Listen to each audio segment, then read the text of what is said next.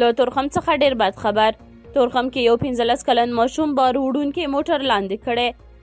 اطلاعات روز لیکي ننګرهار کې د طالبانو سیمه ییز مسؤلین وایي چې تورخم ښارګوټي کې د دلبر په نوم یو 15 کلن ماشوم بار وړونکی موټر وهلی او ځای پر ځای مړ شوی دی.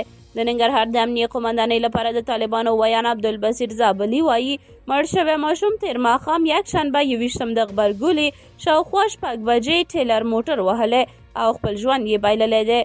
زابلي زیاتوي مړ شوی ماشوم د تورخم ښارګوټي کې ګنډې چلولې چې د کار پر مهال د ټیلر موټر ټایرونو لاندې کړی دی.